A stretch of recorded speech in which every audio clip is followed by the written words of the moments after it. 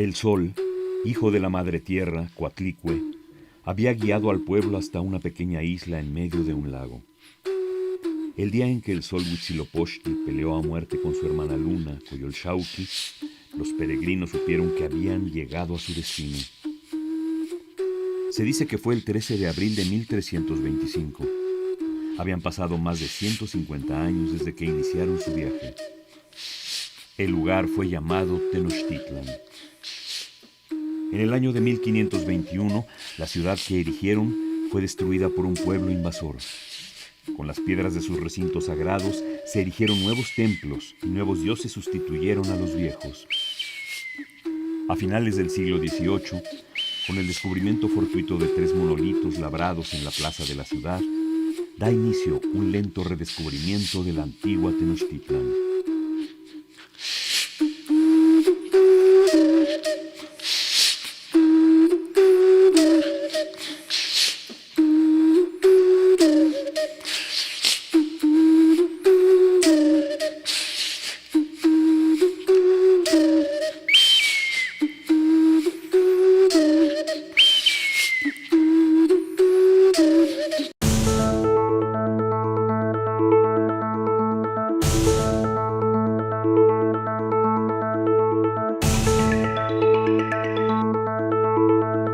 Hay toda una ciudad que pervive debajo de la ciudad colonial y de la ciudad actual, la cual, gracias a la arqueología, se puede ir rescatando y conociendo poco a poco.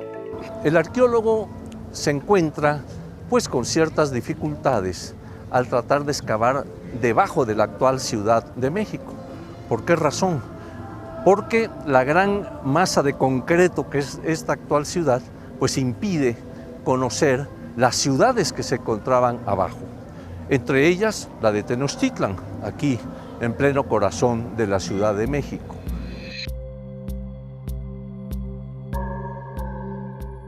Antes de iniciar su peregrinación, los aztecas, que así se llamaban, vivían en un islote distante, Aztlán.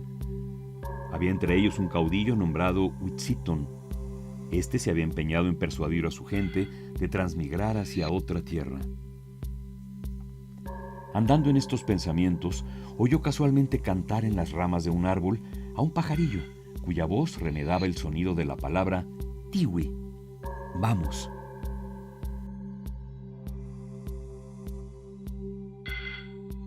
Pero no fue en una sola vez que vinieron, ni en una sola partida salieron, ni en una sola jornada de sol que llegaron, ni en una sola ocasión en que se pusieron en camino.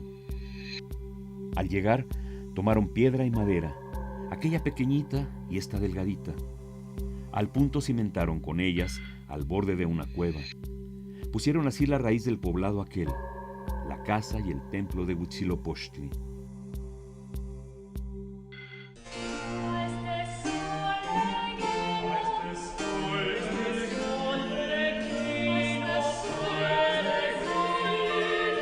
Es 1790.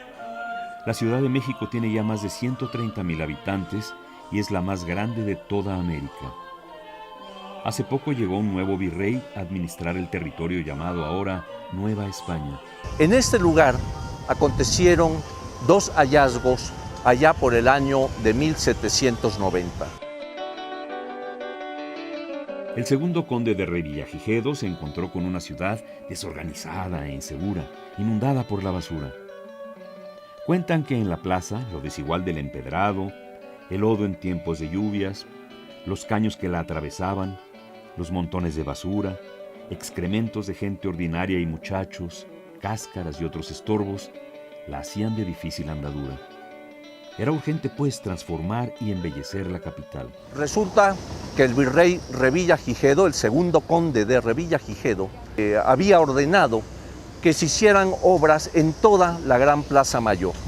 Y entonces estas obras se iniciaron cerca del Palacio Virreinal, hoy Palacio Nacional, y fueron avanzando hacia el poniente.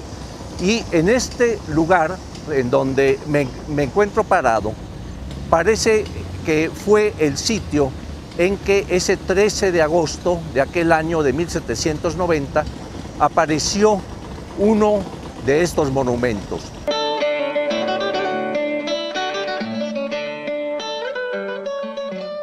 El día 4 de septiembre de 1790, en la plaza principal, enfrente del Real Palacio, abriendo unos cimientos, sacaron un ídolo de la gentilidad, cuya figura era una piedra muy labrada, con una calavera en las espaldas, y por delante otra calavera con 4 manos, y figuras en el resto del cuerpo, pero sin pies y sin cabeza. Y fue, siendo virrey, el conde de Revillagigedo. El superintendente de la Ciudad de México, Bernardo Bonavía, manda izar la piedra para verla, y nadie la entiende. Varios días después, probablemente porque estorbaba los trabajos, la colocan junto a una de las puertas del Palacio Virreinal, y ahí permaneció largo tiempo. Al poco tiempo, unos meses más tarde, precisamente el 17 de diciembre de ese mismo año, apareció la piedra del sol o calendario azteca. Se le encontró, por cierto, boca abajo.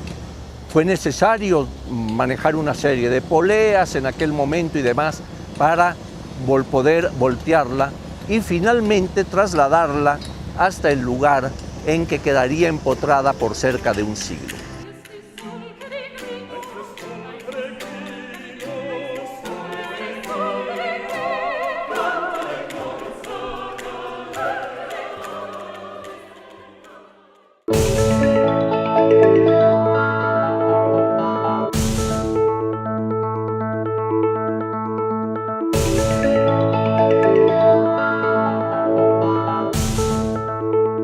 La fundación de Tenochtitlan en el lugar en que nos encontramos ocurrió en el año de 1325.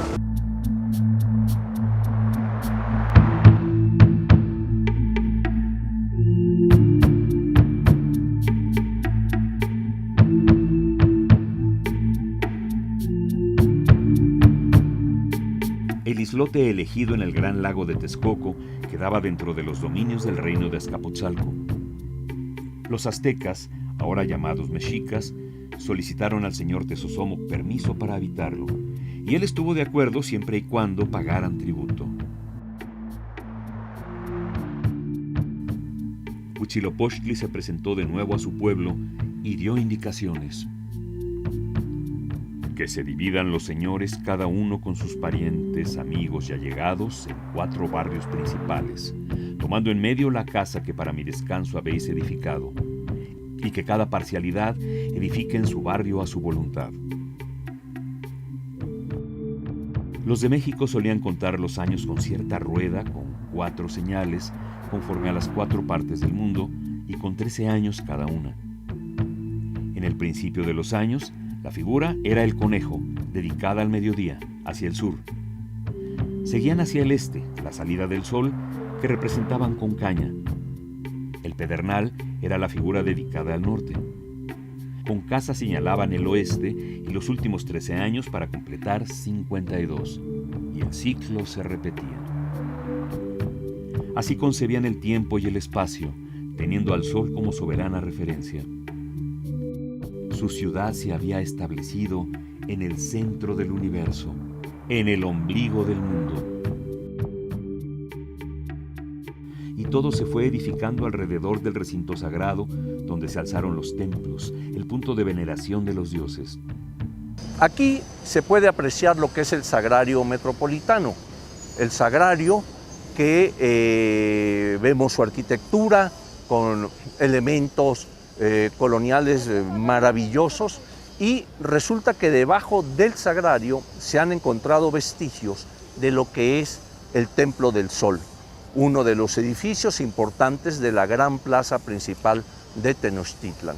Bueno, nos encontramos bajo el sagrario metropolitano y donde se encuentran restos de un basamento prehispánico que ha sido identificado como el Templo del Sol, y el frente principal se encontraba hacia el oriente, por eso se le conoce como Templo del Sol o del Sol naciente, ¿verdad?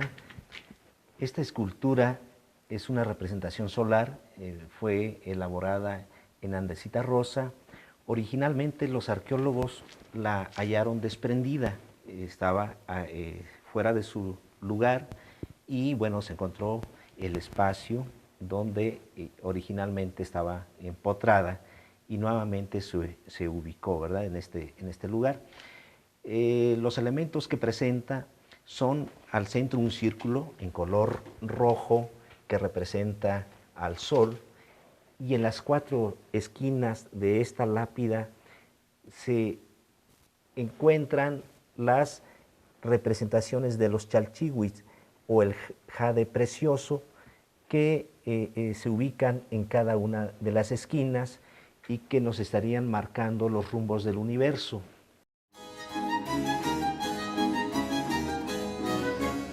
La ciudad novohispana comenzó a modernizarse.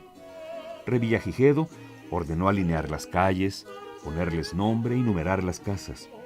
El primer censo se llevó a cabo. Muchos vendedores fueron reubicados en la Plaza del Volador y aún no se sabía qué hacer con las piedras que se habían encontrado. La Piedra del Sol fue trasladada a la torre poniente de la Catedral Metropolitana. Vénganse por acá. ¿Qué tal? Buenos días. ¿Cómo están? Es traído y es empotrado precisamente en la torre poniente de la catedral, donde estamos observando una placa en la que se marca el lugar, en esta línea, el lugar, digamos, inferior en donde pasaba o se encontraba el calendario. El superintendente Bonavía sugirió al virrey el destino que debería de tener la primera piedra encontrada. La considero digna de conservarse por su antigüedad, por los escasos monumentos que nos quedan de aquellos tiempos y por lo que pueda contribuir a ilustrarlos. Persuadido que a este fin no puede ponerse en mejores manos que de la Real Pontificia Universidad. Y así se hace. Efectivamente es trasladada a lo que hoy es esta esquina sur-oriente, sur-este de la Plaza Mayor, en donde se encontraba la antigua universidad. Entonces, en este sitio quedó depositada en uno de sus patios.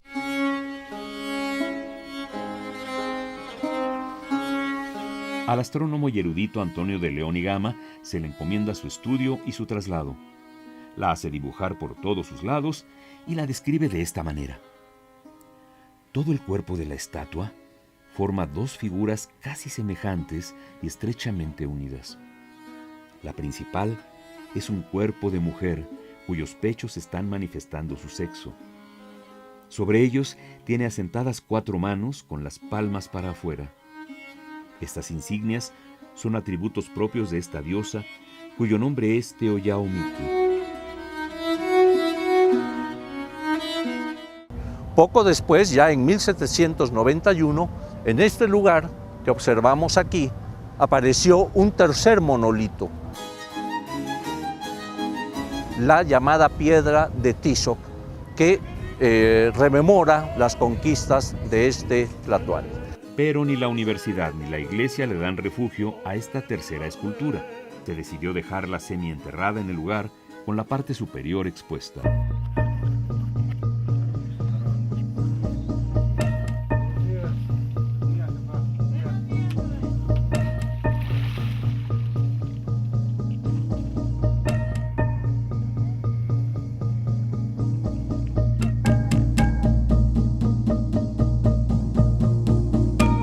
La nación mexicana comenzó a mejorarse y a gozar de un tiempo de quietud. Se iban multiplicando y mezclando con las otras naciones en trato y conversación. Viendo que la ciudad se asentaba, decidieron elegir rey. En 1373, Acamapixtli, de 20 años, es elegido como el primer gobernante, y los de Azcapotzalco aprovechan la oportunidad para exigir doble tributo. Había otro problema.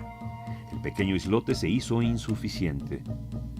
Con tules, carrizos y zacate levantaron sus jacales. La aldea crecía. Se necesitaba espacio para sembrar. Debían ganarle terreno al lago. Comenzaron a clavar troncos y ramas en el fango, como formando corrales. Los rellenaron con capas de lodo y plantas del lago. crearon lotes que se podían cultivar y habitar. Chinampas se llamaron. Así la ciudad comenzó a crecer, asentada sobre las aguas del lago de Texcoco.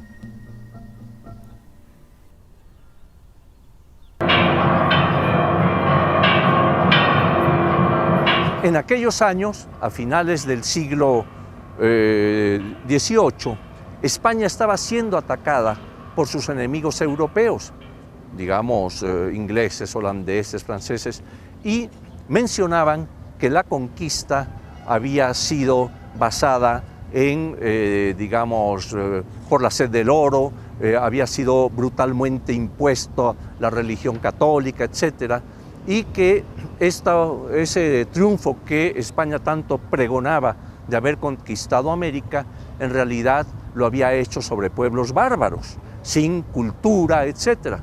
Entonces, cuando se hace el hallazgo de las dos piedras, precisamente el calendario muestra un círculo perfecto con los días impresos en él o grabados en él, etc. Entonces esto sirve para que se muestre públicamente que no eran tan atrasados los pueblos conquistados, sino que ya manejaban un calendario, los símbolos de los días, un círculo perfecto, como habíamos dicho, pero la Coatlicue no ayudaba mucho para esta imagen, entonces la mandan a la universidad. Pero ahí se da un fenómeno interesante.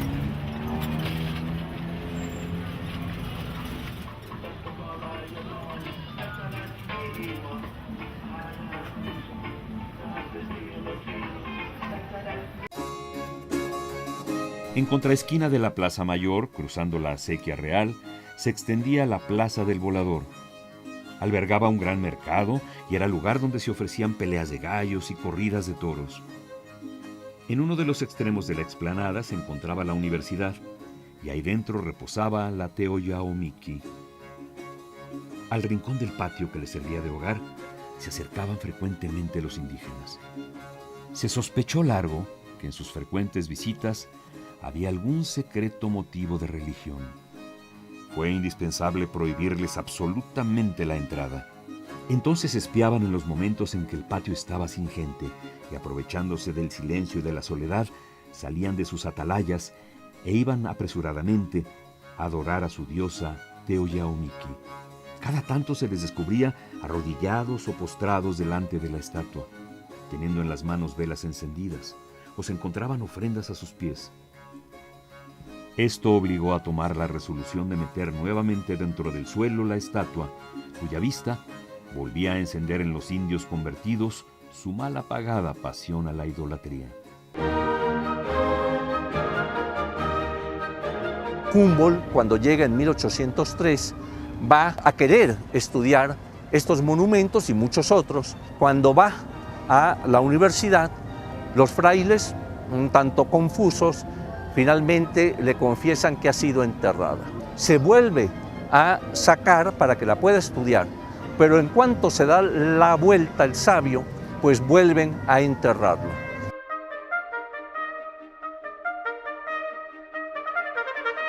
Hasta que en 1823 se presenta un inglés que se dedicaba a hacer exposiciones y pide que la extraigan para poder hacer una reproducción en yeso. Cuando estuvieron listos sus moldes, los dominicos se apresuran a enterrarla de nuevo.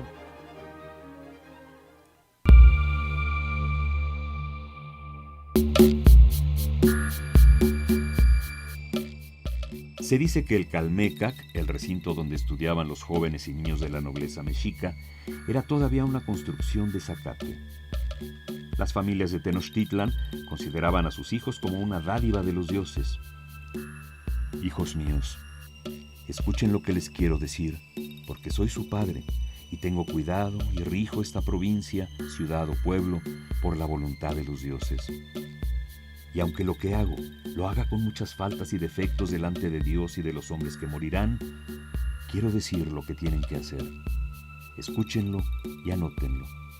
Tengan cuidado de las sonajas y del cantar, porque el ejercicio de tañer y cantar solicita a nuestro Señor para que haga favores. No pierdan el tiempo que Dios les da en este mundo. Ocúpense de cosas provechosas todos los días y todas las noches.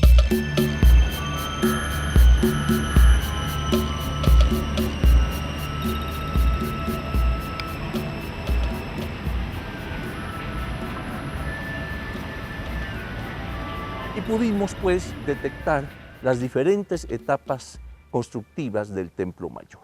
Pero esta es la más completa que hemos encontrado. Lo que estamos observando es tal como la hallamos y ven ustedes aquí la parte alta del Templo Mayor de lo que hemos llamado la segunda etapa constructiva. Cronológicamente la ubicamos hacia el año 1390 de nuestra era. Recordemos que el Templo Mayor se caracteriza porque en su parte alta tiene los dos adoratorios, ¿verdad?, a los que se llega también por dos escalinatas diferentes. De este lado Tlaloc, el que estábamos observando, del cual todavía se aprecia la pintura mural en sus pilares, se aprecia el chacmol, esta figura recostada que vemos ahí con un recipiente sobre el vientre, ¿verdad? Quizá la idea simbólica es que él traslade la ofrenda al interior y llevarla a la deidad misma.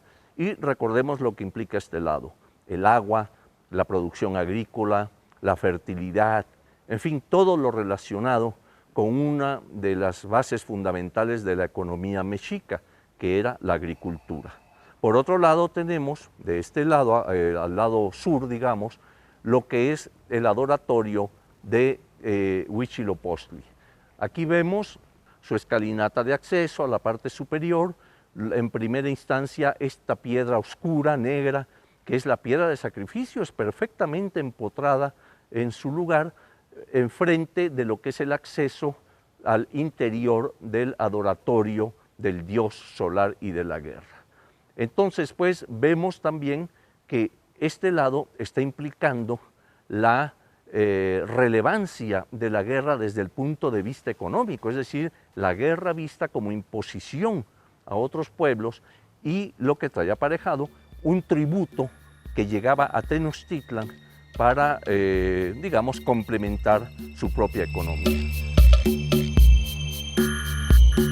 El segundo gobernante o tlatoani de los mexicas fue Huitzilihuitl, y al morir este, se eligió a su hijo Chimalpopoca de 10 años para sucederlo. Los conflictos entre los de Azcapotzalco y los mexicas culminan con el asesinato de Chimalpopoca. Xcoatl asciende al trono, y un orador en la ceremonia solemne le pregunta: ¿has por ventura dejar caer y perder tu república? ¿Has de dejar deslizar de tus hombros la carga que ellos te han puesto? Entonces se alían con Esahualcóyotl, el señor de Texcoco, y declaran la guerra a los de Azcapotzalco.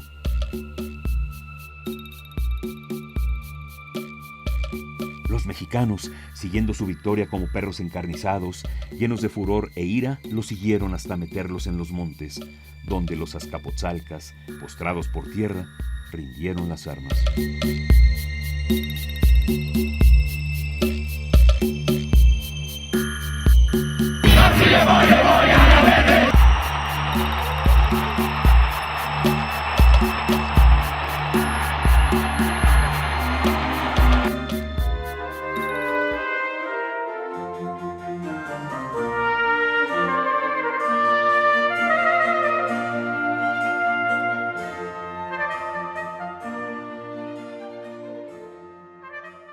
En 1825, Guadalupe Victoria, el primer presidente de México, funda el Museo Nacional en el edificio que había ocupado la antigua universidad.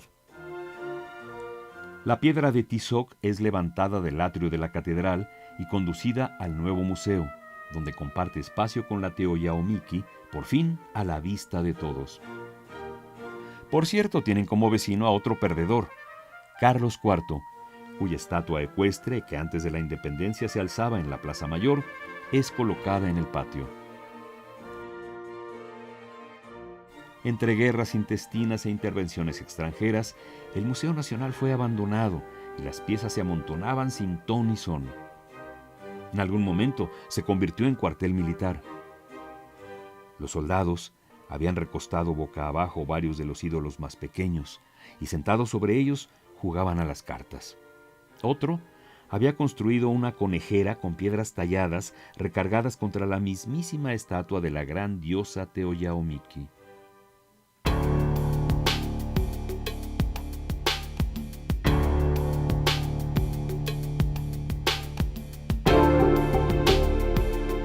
Liberados del yugo de los de Azcapotzalco, los mexicas despliegan su poderío. Sus dominios se extendieron a las zonas que ahora conocemos como Guerrero, Hidalgo, Puebla, Oaxaca y parte de Veracruz. Hacia 1440, bajo el reinado de Moctezuma I o Iluicamina, se había consolidado un triunvirato que dominaba el valle de Anáhuac. Era la llamada Triple Alianza, conformada por Tenochtitlan, Texcoco y Tlacopan. Así este rey, viéndose en paz, amado y querido, temido y reverenciado, determinó edificar casa para sus dioses. Señores y grandes de mi reino, yo he puesto en mi corazón honrar a nuestro dios Huitzilopochtli y de edificarle una casa suntuosísima. En 1486, Ahuizotl es elegido Huey Tlatoani y hace llegar su imperio hasta lo que hoy es Guatemala. Tuvimos también buena suerte de encontrar lo que hemos llamado la etapa 3, o sea, esta etapa constructiva que a su vez cubrió a las anteriores y en la que hemos puesto algunas réplicas de las esculturas que hallamos en este mismo lugar. Estamos avanzando en el tiempo y aquí tenemos otra etapa constructiva en la cual vemos cómo se repite una vez más los dos elementos, las dos escalinatas que conducían a la parte alta.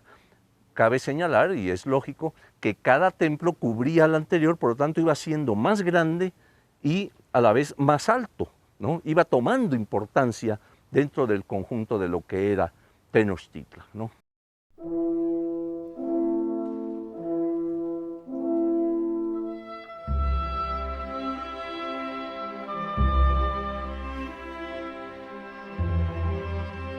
Maximiliano de Habsburgo, el efímero emperador, decidió reubicar el museo en donde había sido la Casa de Moneda.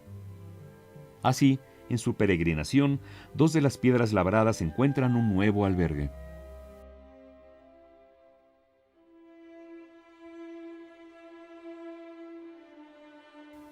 Alfredo Chavero, sabio de la época, estudia otra vez la piedra y basándose en textos escritos por los frailes que recuperaron la historia del pueblo mexica, le asigna un nuevo nombre: Coatlicue, la madre de todos los dioses.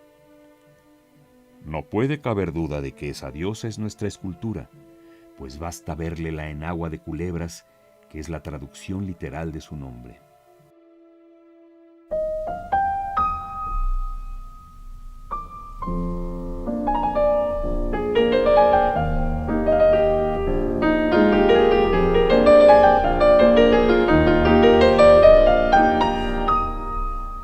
Ya bajo el régimen de Porfirio Díaz se inaugura en 1887 el Salón de los Monolitos.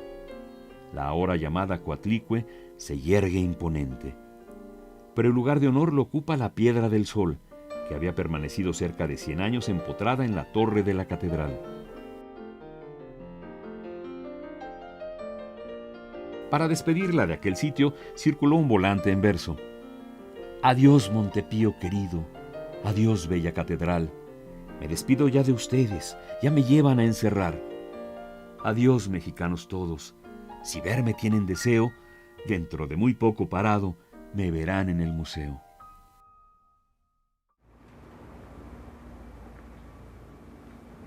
Pero lo que es sorprendente es cómo están bajo el control de Azcapotzalco casi los primeros 100 años, hasta que se liberan hacia el año 1427-28, ¿verdad? Y a partir de ahí, en menos de un siglo, logran controlar buena parte de Mesoamérica, establecer su presencia en múltiples pueblos de costa a costa, el área de Oaxaca, en fin, vemos pues cómo, en efecto, en menos de un siglo, su expansión ya militar, sobre todo esa presencia férrea que imponía un tributo, se va a dar por parte de los mexicas.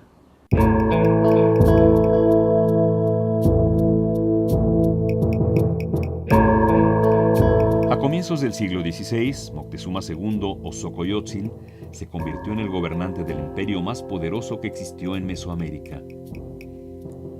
Siempre fue Moctezuma muy amigo de que sus cosas fuesen aventajadas y nombradas en todo el mundo. Mandó llamar a todos los señores de su consejo y trató con ellos de poner una piedra, la más ancha y espaciosa que en toda la provincia se pudiese hallar, de la cual se labrase rica y curiosamente la piedra redonda para el sacrificio del degollamiento de hombres, porque la que estaba allí no le contentaba. El lapidario está bien enseñado y examinado en su oficio, buen conocedor de piedras. Artificiosamente labra e inventa labores, sutilmente esculpiendo y puliendo muy bien las piedras con los instrumentos que usa en su oficio.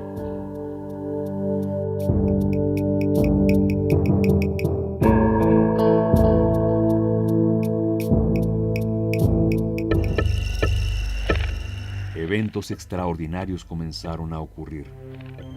En aquellos días oyeron voces en el aire, como de una mujer que andaba llorando y decía de esta manera: «Oh, hijos míos, ya estamos a punto de perdernos». Una columna de fuego apareció en el cielo nocturno. Poco después se informó de la llegada por mar de gente nunca antes vista. Venían de un lugar que llamaban España. Moctezuma se llenó de gran temor y como que se le amorteció el corazón, se le encogió el corazón. No hizo más que esperar, no hizo más que resignarse. Dominó finalmente su corazón, se recomió en su interior, quedó dispuesto a ver y admirar lo que había de suceder. Comenzando el siglo XX, en 1901, don Leopoldo Batres, el arqueólogo oficial del Porfiriato, excavó en el interior del edificio conocido como Casa del Marqués del Apartado y encontró restos del antiguo centro ceremonial. Estamos en el Museo de la Caricatura en la calle de Donceles.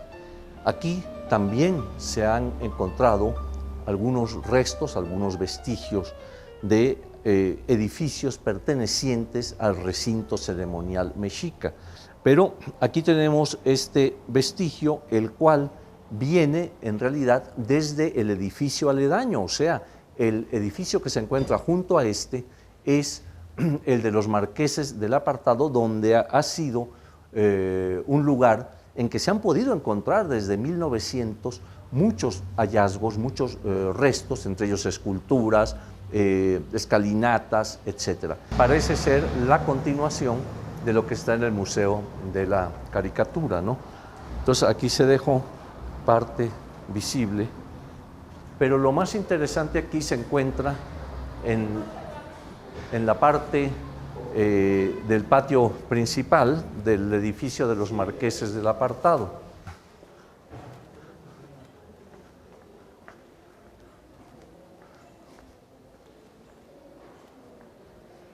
Bueno, voy a desaparecer al inframundo, maestro. Entonces,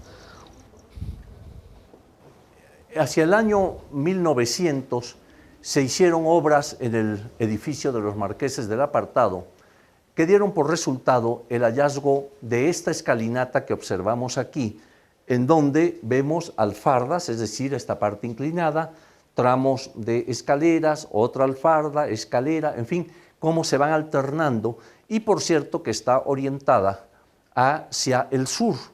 Pero lo interesante aquí es que aquí enfrente de la escalera se encontraron dos grandes monumentos mexicas. Uno, el enorme felino que recibe en la sala mexica del Museo Nacional de Antropología, pero también apareció esta pieza que representa una serpiente. Podemos ver sus fauces abiertas hacia este lado con sus colmillos enormes, ¿verdad?, que actualmente se encuentra en el Museo del Templo Mayor.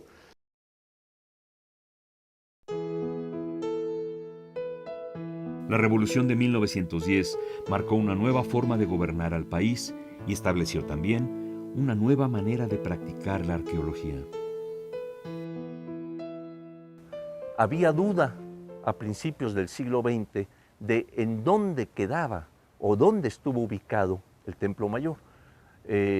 Había algunas referencias, don Leopoldo Batres pensaba que estaba debajo de la catedral, otros investigadores planteaban otras ideas, en fin.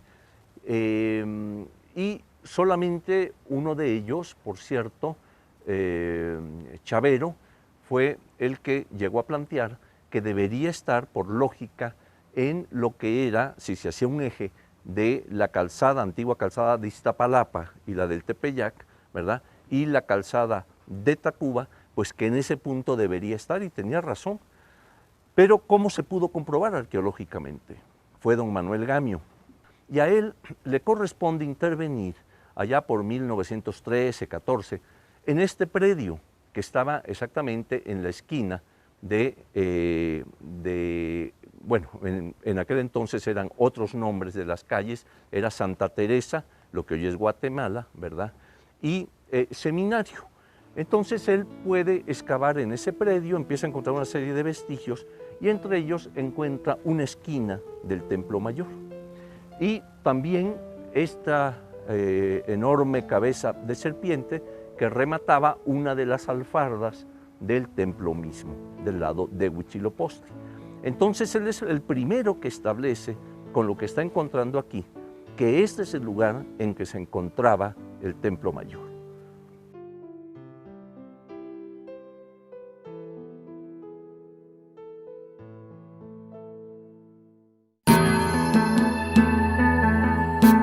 Cortés es recibido en buena manera por los totonacas de la costa. ¿La razón cuál es? Pues sencillamente que lo primero que hacen es quejarse con Cortés y decirle: Señor, estamos sujetos, sometidos por el señor que está detrás de las montañas, por Moctezuma II. Cortés, con una habilidad impresionante, se da cuenta y les dice: no se preocupen, ya no van a pagar este tributo. A partir de hoy ya no pagan ustedes, ahora sí que ni un centavo, ¿no?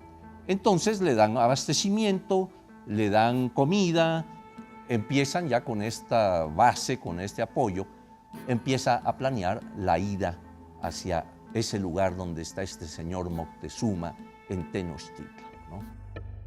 Y otro día por la mañana llegamos a la calzada ancha y vamos de camino de Iztapalapa. Y desde que vimos tantas ciudades y villas pobladas en el agua, y en tierra firme otras poblazones, y aquella calzada tan derecha y por nivel que iba a México, nos quedamos admirados y decíamos que parecían a las cosas de encantamiento que cuentan en el libro de Amadís, por las grandes torres y cúes y edificios que tenían dentro en el agua, y todo de cal y canto. Y aún algunos de nuestros soldados decían que si aquello que veían si era entre sueños. Y no es de maravillar que yo escriba aquí de esta manera, porque hay mucho que ponderar en ello que no sé cómo lo cuente. Ver cosas nunca oídas ni aun soñadas como veíamos. Llega el momento en que Cortés ya finalmente entra a Tenochtitlan. Es recibido por el Tlatoani. Cortés en algún momento quiere abrazar a Moctezuma, y Tlatoani quiere decir el que habla, el que tiene el poder de la voz, que tiene el mando, los demás se callan. Entonces el Tlatoani, ¿verdad? Inmediatamente retienen aquel cuatro y no, tú no puedes tocar al Tlatoani, manito. Y estamos viendo precisamente el Palacio Nacional, que se encontraba aquí al momento de la conquista. En esta parte se hallaba lo que era el palacio de Moctezuma II. Es decir, él había mandado construir aquí en esta parte ese palacio que, como sabemos, tenía inclusive pues hasta un zoológico adentro, tenía arboledas, tenía habitaciones para invitados, lugar para guardar el tributo que le enviaban de las provincias conquistadas. En fin, aquí era el lugar pues donde desde el mundo prehispánico se impartía justicia, se emanaban las órdenes del Tlatoani y en fin, pues tenía una relevancia importante. ¿Este se pasa por ahí, señor? Ah, por acá, bueno. Estamos en la parte norte de Palacio Nacional, en los llamados patios marianos, en donde se pudo excavar hace algunos años y se encontraron vestigios, por ejemplo, parte de un gran templo que pensamos pueda ser el de Tezcatlipoca, que también está debajo del antiguo arzobispado, en la calle de Moneda, que está inmediatamente aledaña al lugar donde estamos. Y también se encontraron otros restos que permitieron delimitar lo que era el gran recinto ceremonial, o sea, la parte sur del gran recinto, y que esta parte de Palacio Nacional pues cubre actualmente, ¿no? Entonces, pues, como vemos, toda esta parte está plena de historia, nos está indicando precisamente el lugar donde se encontraba aquí el Palacio de Moctezuma.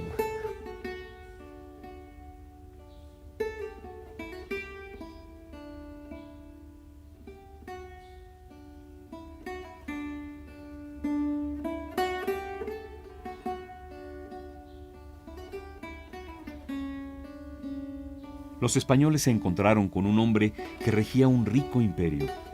La corte, la ciudad y el oro los sedujeron. Un lugar que prometía buena vida para ellos y riquezas para acrecentar el reino de Castilla.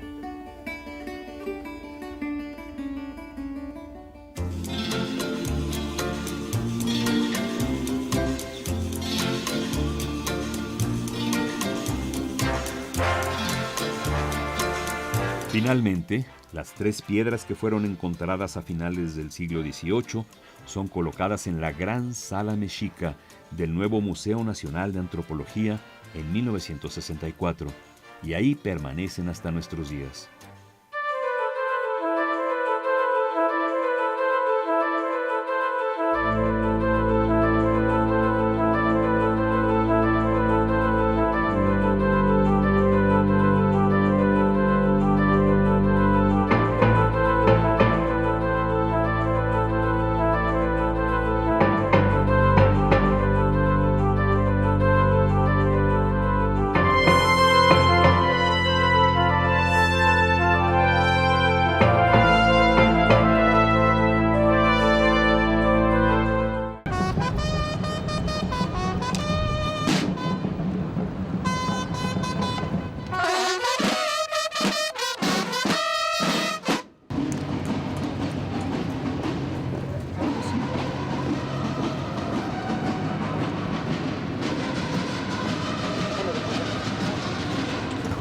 También quiero llamar su atención en el sentido de que el Palacio del Tlatoani estaba fuera del gran recinto ceremonial mexica, es decir, la gran plaza de Tenochtitlan, donde se encontraban hasta 78 edificios, conforme a lo que nos relata Sahagún, Fray Bernardino de Sahagún, pues empezaba precisamente en el límite más o menos de la catedral y lo que es la calle de Moneda y una parte de Palacio Nacional. Era el patio de este templo muy grande. Tendría hasta 200 brasas en cuadro.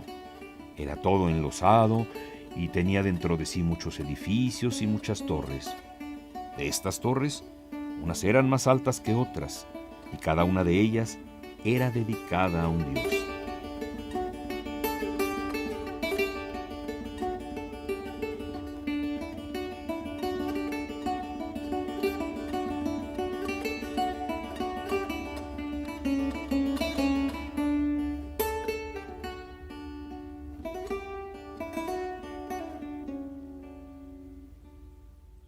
Y podemos observar en esta calle, la calle de Guatemala, una elevación precisamente que nos está indicando el lugar donde se encontraba el juego de pelota o uno de los juegos de pelota de Tenochtitlan. Tenemos pues toda una serie de vestigios arqueológicos que se encuentran sepultados en este espacio. Pues afortunadamente hubo la oportunidad de encontrar los restos de un importante edificio prehispánico mexica, donde está formado de una planta mixta, de un edificio rectangular y una estructura circular que se encuentra en la parte posterior. Este edificio que estaba, por lo que hemos visto a través de los estudios, que estaba dedicado a Ixécatl-Quetzalcóatl, dios del viento. El acceso era por el lado oriente, donde presentaba una escalinata. El templo era redondo, de aproximadamente 14 metros de diámetro, y el techo era cónico con materiales de paja. Bueno, recordemos que con la llegada de los españoles se destruye casi totalmente los principales templos mexicas, pero se conservan las etapas constructivas anteriores y que se encuentran sepultadas en el corazón de la Ciudad de México.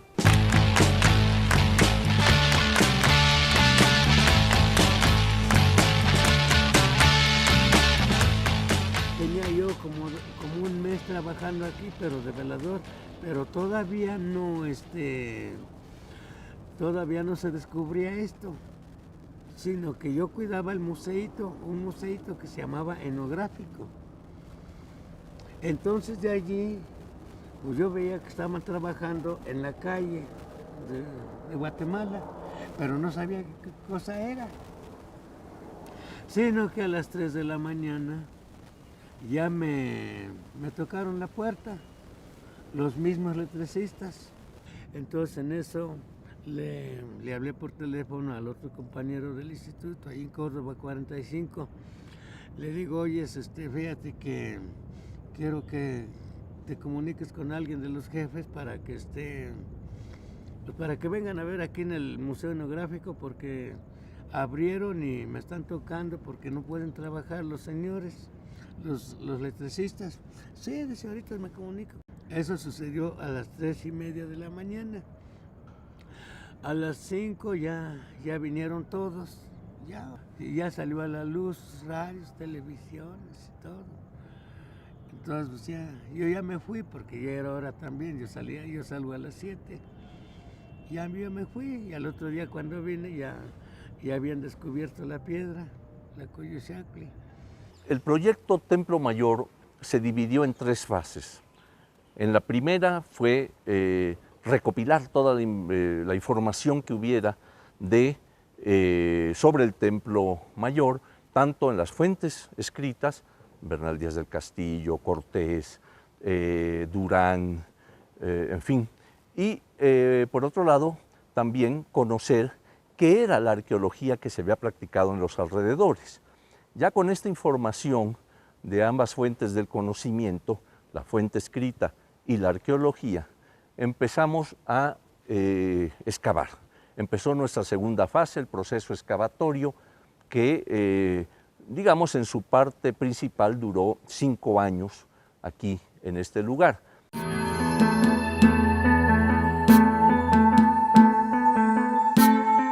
Habían pasado meses de asombro y desconcierto en Tenochtitlan, la capital de los mexicas, con la inusitada presencia de Hernán Cortés y sus soldados, la llamada gente de Castilla. Meses de confusión y quebranto del orden milenario del mundo, de afrenta a los dioses protectores. Moctezuma Xocoyotzin, el Güey Tlatoani, la suprema figura del poder, vivía ya como prisionero. Aquellos desconocidos a caballo no eran seres sobrenaturales, eran hombres armados con intención de tomar botín. En ausencia de Cortés, el capitán Pedro de Alvarado ordenó una matanza en el recinto del Templo Mayor. Se celebraba la fiesta de Toxcatl en honor de Huitzilopochtli, por los días de la Pascua de 1520. Fueron cientos los muertos, no se sabe cuántos, sacerdotes, nobles, danzantes. La sangre corrió como si fuera agua. Tras esto, la clase guerrera Tenochca y Tlatelolca llamó a la rebelión y los españoles tuvieron que refugiarse en las casas reales. Cortés reencontró una ciudad hostil. La población se ocultó y guardó silencio, como si reinara la profunda noche.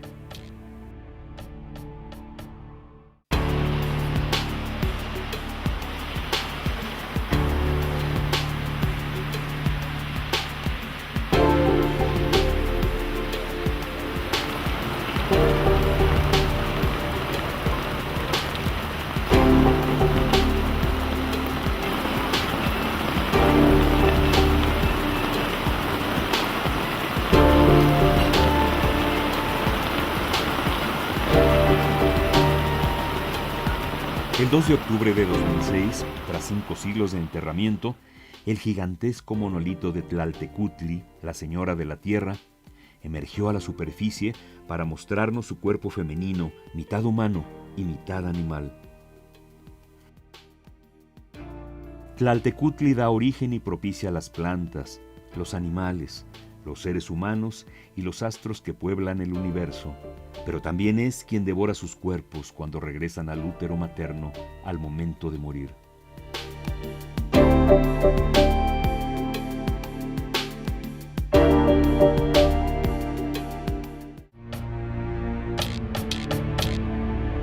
Poco después, Moctezuma Xocoyotzin murió, quizá como se dijo, alcanzado por una de las piedras que le arrojaron sus súbditos, quizá asesinado por los españoles. Comenzó la guerra, unos por defender lo suyo, los otros por cumplir lo que en todo el orbe, en todos los tiempos, daba fama y gloria, la conquista de un pueblo y su territorio. Los españoles fueron obligados a huir en una jornada nocturna de lluvia llamada Noche Triste, en que trataron de llevarse oro y riquezas, y los fueron perdiendo grotescamente en el agua de los canales junto con hombres y caballos.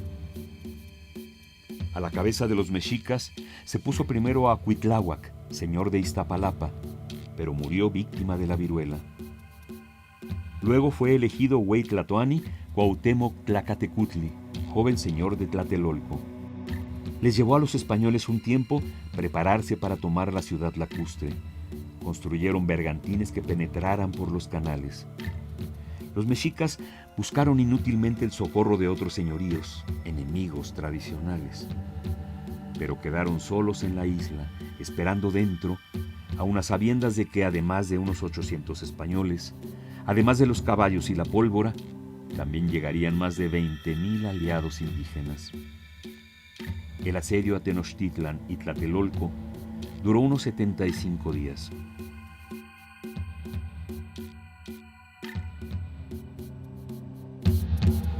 Hambre y horror, estruendo de gritos, tambores y fuego.